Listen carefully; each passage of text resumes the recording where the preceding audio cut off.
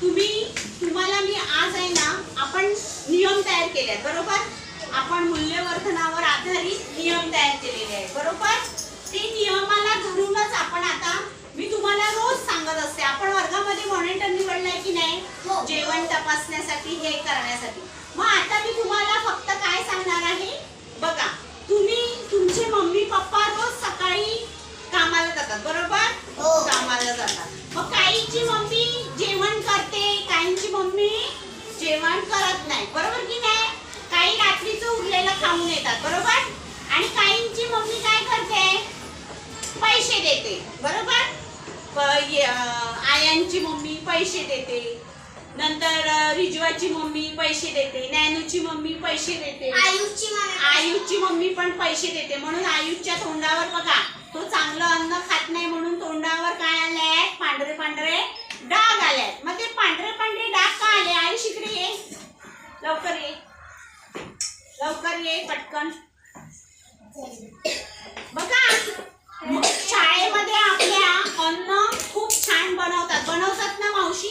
नीचे से जा, छान बनवतात. पण काही मुलं नीचे झुक के जा, नीचे झुक के जा. काय करतात, खात नाही. मग जेवायच्या टायमाला काय खातात, कुरकुरे, बिस्किट, हे खातात.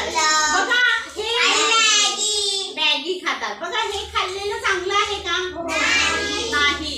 हे खाल्ल्यानं काय होते, पोटात दुखतं. बघा आपल्या आयुष रोज 10 रुपये आणतो. मी त्याला एवढं समजावून सांगितलं, आयुष तू त्याचे चणे खा, गाजर खा, बीट खा. बघा तो खात नाही शाळेमध्ये अन्न, म्हणून त्याच्या तोंडावर बघा पांढरे पांढरे डाग आलेत बरोबर ना. कारण तो जेवत नाही, भाजी खात नाही. म्हणून रोज चांगलं अन्न खायचं. बघा हे 5 रुपयाला मिळतं. हा हे पण 5 रुपयाला मिळतं, एवढं महाग नाही. नंतर 10 का 2 मिळतंय ना. हा बरोबर. टोमॅटो सुद्धा 5 रुपयाला आहे. चणे, भूक लागली तर तुम्ही चणे खा. पण हे खायचं का रे, नाही. मग तुमचं हे खाल्ल्यानं काय होते, उलटी होते बरोबर. काय होते, उलटी होते. म्हणून जेवायला बसताना, जेवताना जेवण आपण शाळेतलं छान घेऊन जेवूया. हे खायचं का असलं, नाही. आणि बघा तुम्ही हे दुकानातून विकत घेतात तेव्हा तुम्ही दुकानवाल्याला पैसे देतात आणि हे विकत घेतात.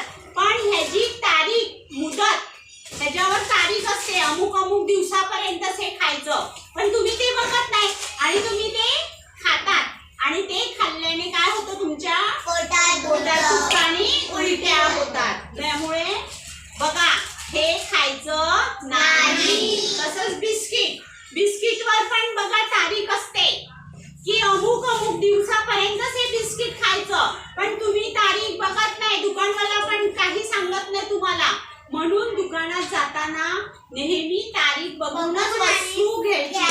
बघा घरी आई तुम्हाला दुकानामध्ये पाठवते बरोबर. मग दुकानामध्ये तुम्हाला आईने सांगितलं की दुधाची पिशवी घेऊन ये. काय घेऊन ये, दुधाची पिशवी. बघा ही दुधाची पिशवी तुम्ही घेऊन जातात. परंतु तुम्ही दुकानामध्ये पैसे दिल्यावर ह्याच्यावर तारीख लिहिलेली असते. बघा ह्याच्यावर लिहिलेली आहे 11/10/2025. म्हणजे 11 तारखेपर्यंतच हा चालणार आहे. 11 नंतर हे जर तुम्ही दूध पिलं तर तुम्हाला उलटी होईल, तुमच्या पोटात दुखेल, कळलं का. त्यामुळे दुकानामध्ये जाताना दुकानवाल्याला सांगायचं, थांब जरा, मी आधी दूध पैसे देतो, पण मी आधी काय बघणार, तारीख बघणार की हे चांगलं आहे का, तरच मी घेणार आणि विकत घेणार. हा तसंच ब्रेड पण तुम्ही घ्यायला दुकानामध्ये गेलं तर तुम्ही काय बघायची, त्याची तारीख. तसंच विकत घ्यायची नाही. बघा इकडे तारीख दिलेली असते. आता इकडे पण तारीख आहे 11/10/2025. म्हणजे 11 तारखेपर्यंत. आज किती तारीख आहे, 7, 8, 9, 10, 11. म्हणजे अजून 5 दिवस हे ब्रेड तुम्ही ठेवून खाऊ शकतात. पण 11 नंतर हे ब्रेड खाल्ले की आपले आरोग्य बिघडणार, आपल्याला पोटात दुखणार, उलटी येणार, चक्कर सारखं येणार. कारण त्याची मुदत गेलेली असते. त्यामुळे आणि शक्यतो घरी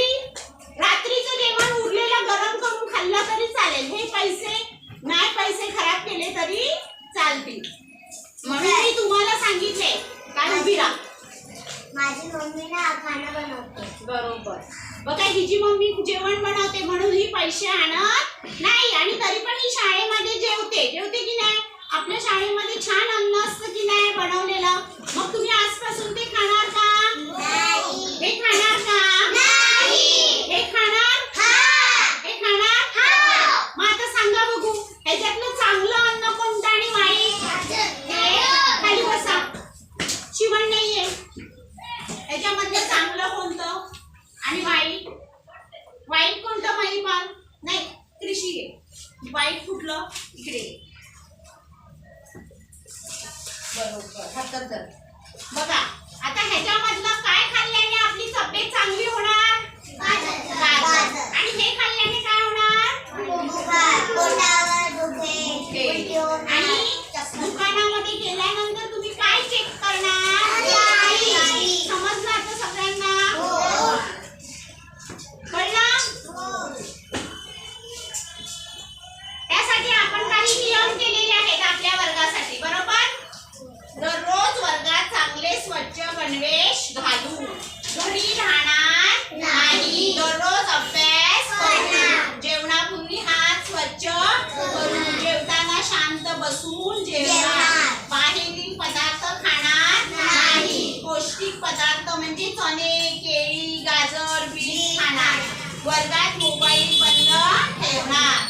जेवण झाल्यावर खालील सर्व अन्न मी उचलणार. माझा वर्ग स्वच्छ